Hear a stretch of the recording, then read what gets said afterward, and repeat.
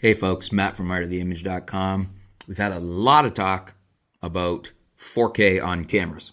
And as many of you know very well, especially if you're a regular viewer, I believe 4K is the new de facto standard. I believe it should be on every body coming out.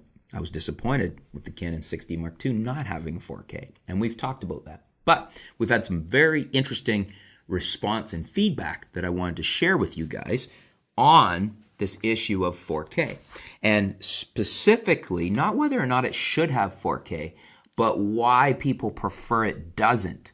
And this begs a question that I want to pose to you guys about 4K and if it appears on a camera.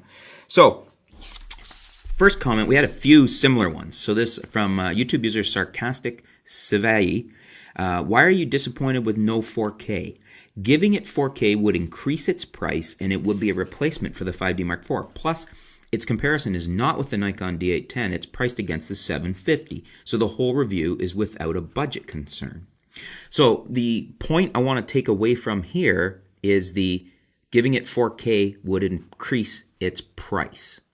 That's the assumption that Sarcastic has stated here that I want to drill in on. Then we've got Roki 977. I like it as it is for $2,000. If 4K was in the Mark II, it would cost at least $500 more for sure. Canon is not stupid to give full-frame 4K for $2,000, what no one does. They don't work that way. I don't need 4K, and I like Mark II as it is, entry-level full-frame for $2,000. It would piss me off if I had to pay extra 4K for 4K I don't want or need.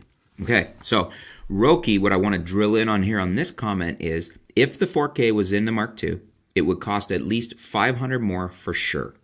Okay, so that's the assumption here from Roki, the point he makes that I want to drill in on there.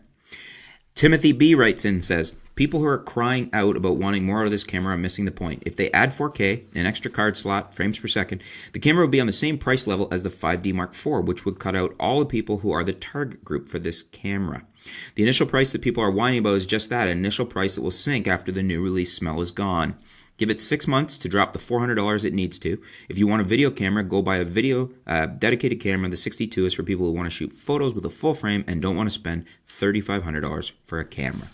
So again, likewise, Timothy B's comments here, I want to drill in on the fact that he says if they added 4K and an extra card slot and frames per second, the camera would be on the same price level as the 5D Mark IV.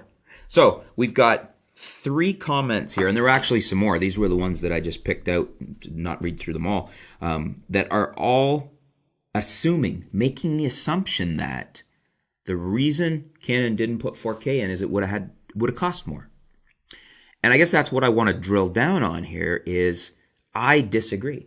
I do not think that it is a given that putting 4K in the camera makes it more expensive. I'll tell you why. Look at Panasonic. I'm shooting with the G85. It has 4K. It is a sub $1,000 camera. Look at the G7, a beautiful little camera, the predecessor to the G85. It has 4K. You can pick that up for under $500. As far as I know, Panasonic is still, I think, producing those.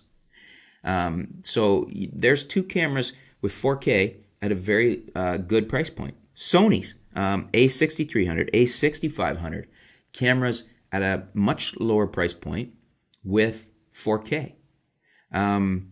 The D7500, 4K. And we're talking, what's the list on that now? 1,200, something like that? The D500, flagship camera. And I'm aware that these examples I'm giving are not full frame, but we're about to see some full frame 4K cameras coming out from Sony and from Nikon that are at this price point.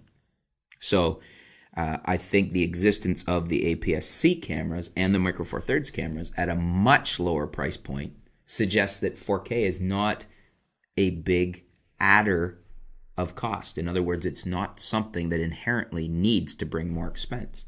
These other companies are putting it in these bodies without jacking the price. You didn't see the cost of the D5 go through the roof. It was the same price all its predecessors have been from Nikon, and it has 4K. You didn't see the price change on the D500 when you compare anything similar in previous years from Nikon, just because it had 4K. The D7500 is a bit of a unique animal but it's roughly around the same price of what the 72, I think it is the same price, if not cheaper, of what the 7200 came out at. And it has 4K. And the same with the Sonys and the Panasonics. In other words, there's plenty of evidence to show, plenty of other competitors, that it has not raised the price of the camera by putting 4K in. So I think this is a misnomer and a false notion that 4K necessarily makes a camera more expensive. That in this specific situation, the 60 Mark II would have had to have cost more if it had 4K. No, I don't think it would have. What do you guys think? Do you agree with me?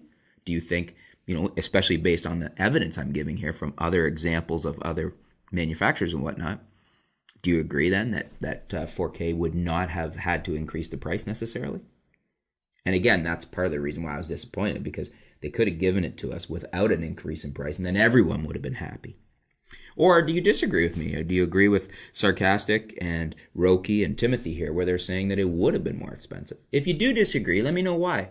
Where am I flawed in my argument that, with all these other examples of cameras, and it didn't bring a higher price point with those cameras at 4K?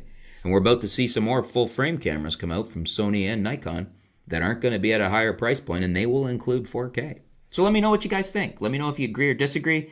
Let me know what your argument is either way. Let me know in the comments below. Let's discuss it. I'm just curious to see what you think about this, because there was, quite a few people. I picked out these 3 suggesting something that I just don't agree with. But looking forward to hear what you guys have to say. Thank you, all of you, for your comments.